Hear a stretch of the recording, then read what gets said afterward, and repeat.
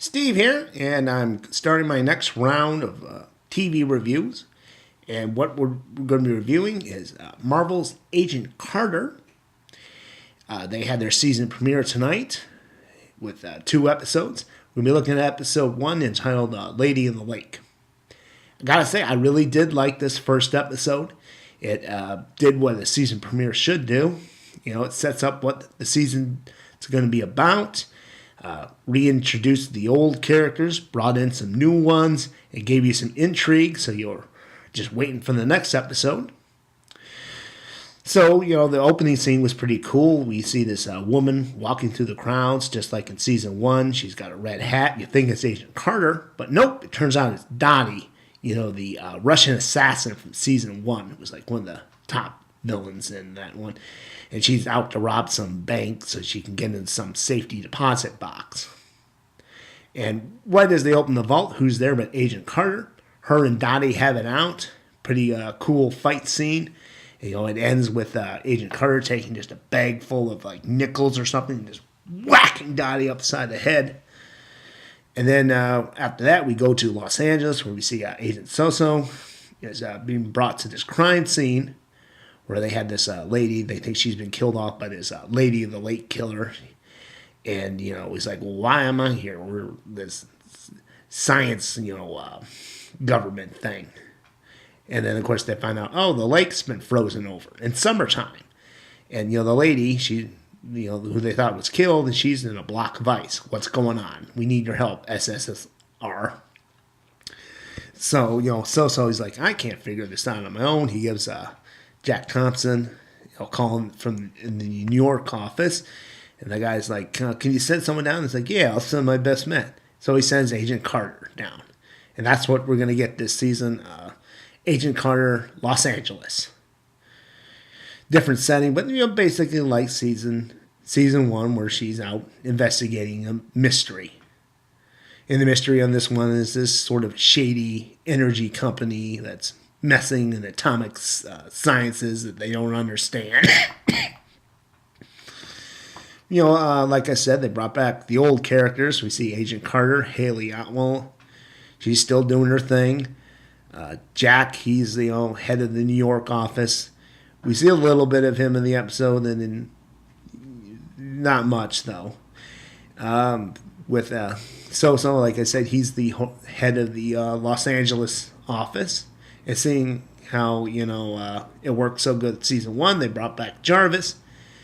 And he's going to be helping out Agent Carter, which I thought was a little forced because, in the first season, it's like Howard Stark, he's being investigated by the feds because they think he's committed treason and given away all these things to, America's enemies. So he needs to clear his name, so he gets, Agent Carter to help him, and Jarvis is helping her. So it made sense that they were working together. In this one, it's kind of like he's helping her because he just happens to be in Los Angeles and he's bored. We also get introduced to his wife, who's like a complete surprise. Jarvis is so reserved, and his wife turns out to be kind of bubbly and giggly and pretty fun character. We're looking forward to seeing more of Anna Jarvis. That's what his wife's name is. Well, looking forward to seeing more of her character. We're also introduced to this scientist called Dr. Wilkes, and he's this kind of suave African-American scientist. He kind of reminds me of like Dr. Charles Drew, who was an actual person, African-American scientist around the same time period, who worked for the Red Cross and advancing blood transfusions and blood storage, and was an outspoken critic of the Red Cross. They used to desegregate the blood types by race, and he said, no, that's just stupid. Blood is blood. You got to do it by blood types. And had to end up quitting the Red Cross on him. Now we know, no, he was right. You don't desegregate blood, and blood is blood. Anyway, look him up, Dr. Charles Drew, and I think this Dr. Wilkes character might be a little basis of Dr. Drew. I mean, Dr. Wilkes is kind of based on him. Maybe I'm wrong. Grasping at straws. But anyway, like I said, I liked his character because he's he's hitting on Agent Carter, and he's making wine in the lab, which does not seem like a safe idea. But cool character, right? And when they're doing this investigation, they find out that the woman was sleeping with the boss. And the boss is this kind of shady businessman type who's running for the Senate. And he's married to this movie star. So you already know that guy's shady and he's up to no good. So they move the plot along, and they have this coroner who's looking at the dead woman, and she's still frozen, no matter how much heat they put on the body, and the body glows. And when they go back to him at one point, he's frozen into a block of ice.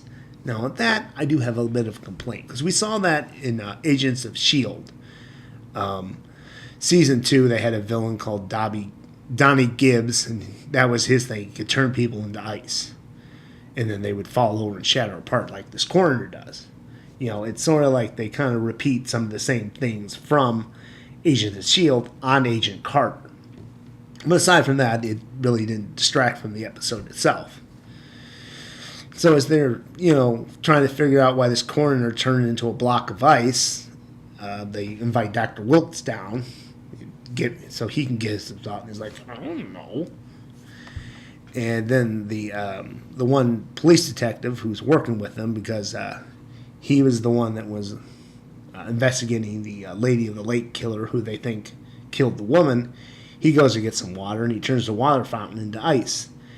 And Dr. Wilkes sees this, and he pulls a gun on him. He's like, you're coming with me. I need you to fix me. You can see the guy's turning into ice himself.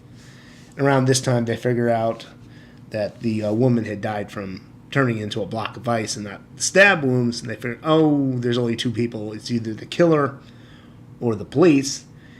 And like I said, it's the police in this case. So they chase this guy around. They have a little showdown with him, and he reveals, no, people paid me to cover it up, and I, made it look like the Lady of the Lake killer. So they reinvestigate that, and when he's about to give away,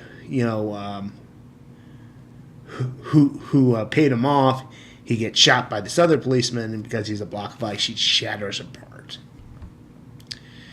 So I was kind of surprised by that, actually, that the reveal that it was just the cop was covering it up and making it look like the serial killer had done it. I was wondering if the serial killer, Lady of the Lake killer, was going to be part of the season.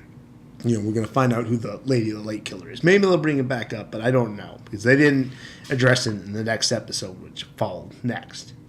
So like I said, first episode, very good. I liked how they set everything up, and they gave you some intrigue. It's like you find out that the shady businessman and his wife had paid the other cop to kill off the one that I guess they had paid before to clean up the murder. It's like, what is their deal?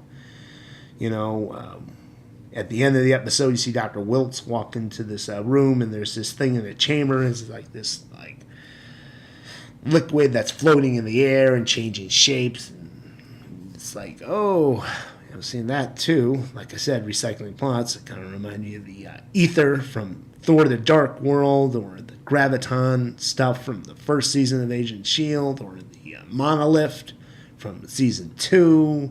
Just this blob of energy that keeps changing shapes. But like I said, I did like that first episode. And let's move on to episode 2.